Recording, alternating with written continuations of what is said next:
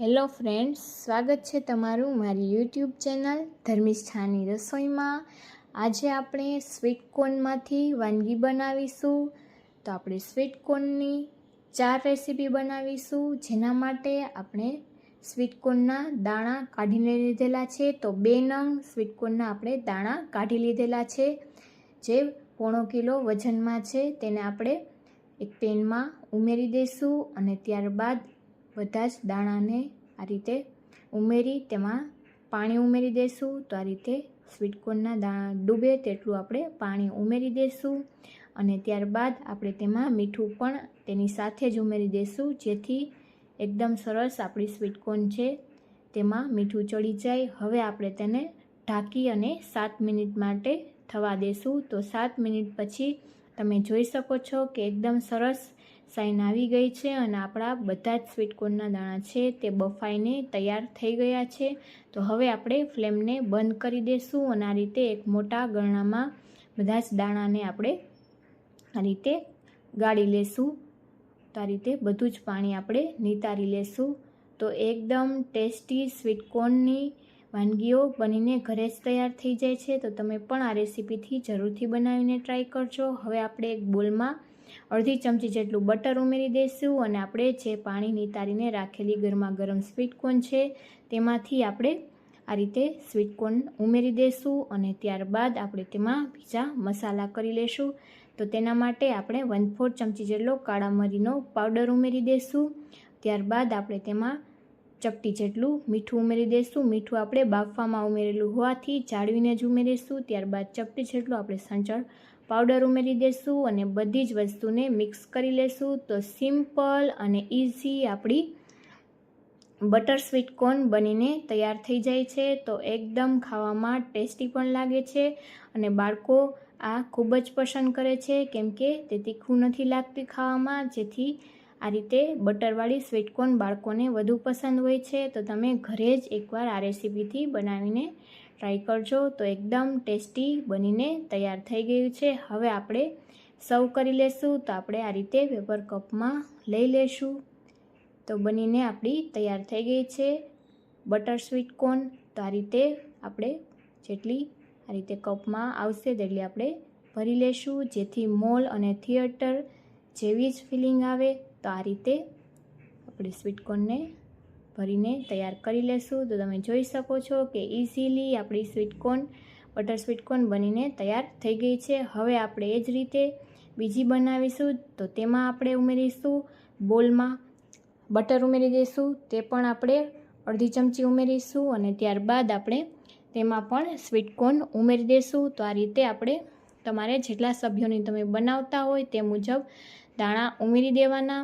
ત્યારબાદ આપણે તેમાં બીજા મસાલા ઉમેરીશું। તો આપણે ઉમેરીશું 1/4 ચમચી જેટલો આપણે તેમાં કાળા મરીનો પાવડર, ચપટી જેટલો સંચળ પાવડર, ત્યારબાદ ચપટી જેટલું મીઠું ઉમેરી દઈશું।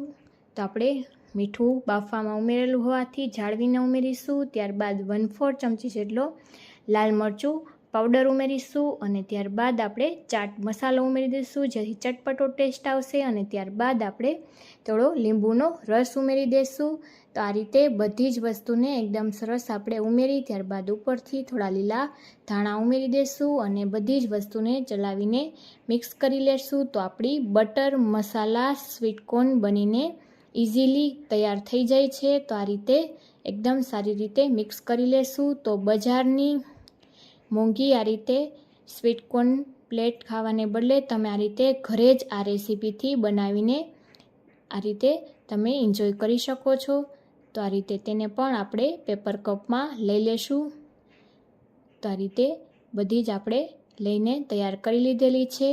તો આપણી એકદમ ટેસ્ટી એવી બટર મસાલા સ્વીટ કોર્ન ચાટ તૈયાર છે અને ત્યારબાદ આપણે ત્રીજી રેસીપી બનાવીશું, જેમાં પણ આપણે બટર અડધી ચમચી, ત્યારબાદ સ્વીટ કોર્ન, ત્યારબાદ આપણે ચપટી જેટલો સંચળ પાવડર, 1/4 ચમચી જેટલો કાળા મરીનો પાવડર, 1/4 ચમચી જેટલો ચાટ મસાલો, 1/4 ચમચી જેટલો ઓરેગાનો અને 1/4 ચમચી જેટલો આપણે તેમાં રેડ ચીલી ફ્લેક્સ ઉમેરી દઈશું, જેની જગ્યાએ તમે લાલ મરચું પાવડર પણ ઉમેરી શકો અને આપણે હોમમેડ ચીઝ તૈયાર કરેલું છે તેને આપણે ખમણીને ઉમેરી દઈશું।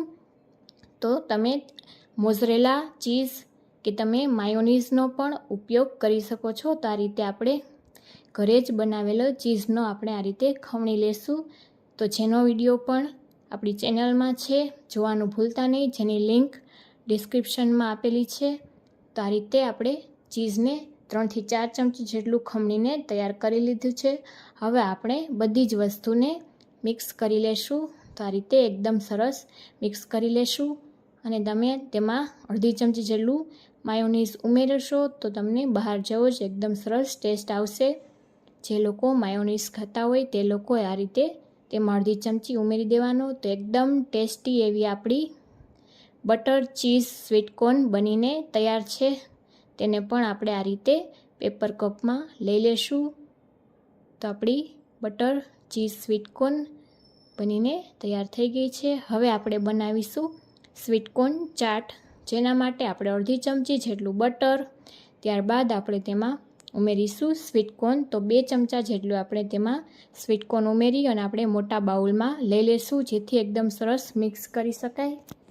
ત્યારબાદ આપણે તેમાં 1/4 ચમચી જેટલો કાળા મરીનો પાવડર, ચપટી જેટલું મીઠું, ચપટી જેટલો સંચળ પાવડર, 1/4 ચમચી જેટલો ચાટ મસાલો, ત્યારબાદ ઝીણી સમારેલી ડુંગળી તે આપણે 2 ચમચી જેટલી ઉમેરી દઈશું અને 1 ચમચી જેટલું આપણે લીલું મરચું, તીખું લીલું મરચું લીધેલું છે, જે તમારા ટેસ્ટ મુજબ તમે વધુ ઓછું કરી શકો. ત્યારબાદ આપણે ટમેટાના ટુકડા ઉમેરી દઈશું. તો 2 ચમચી જેટલા ટુકડા ઉમેર્યા બાદ આપણે તેમાં 1/4 ચમચી જેટલો લાલ મરચું પાવડર અને ઉપરથી નાયલોન સેવ ઉમેરી દઈશું અને ત્યારબાદ ઉમેરીશું લીંબુનો રસ. તો આમાં લીંબુનો રસનો ટેસ્ટ ખૂબ જ સરસ આવે છે, તો તે વધારે જ ઉમેરવું.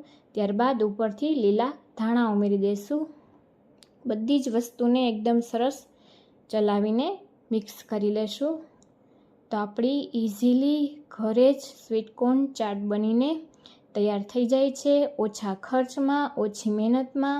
તો તમે પણ આ રેસીપીથી ઘરે જ સ્વીટકોર્નમાંથી આ બધી જ ચાટ બનાવીને તૈયાર કરજો. તો આ રીતે જોતાં જ ખાવાનું મન થઈ જાય તેવી બનીને તૈયાર છે. તો તેનો અસલી ટેસ્ટ તો આ રીતે થેલાવાળા સ્ટાઇલ આપણે આ રીતે પડિયામાં જ આવે છે, જેથી આપણે તેમાં જ આપણે તેને સર્વ કરીશું. તો તમને ઇઝીલી આ બધી જ સ્વીટકોર્નની રેસીપી બનીને તૈયાર થઈ જાય છે. ઉપરથી ડુંગળી અને ટમેટાં અને આપણે લીલા ધાણાથી ગાર્નિશ કરી લેશું. જો તમને મારા વિડીયો ગમ્યા હોય તો વિડીયોને લાઈક કરજો, શેર કરજો અને જો ચેનલને સબસ્ક્રાઈબ ન કરી હોય તો સબસ્ક્રાઈબ કરી લેજો, જેથી અવનવી રેસીપીઓ તમને મળતી રહે. મળીશું નવી રેસીપી સાથે. Take care. Thank you for watching.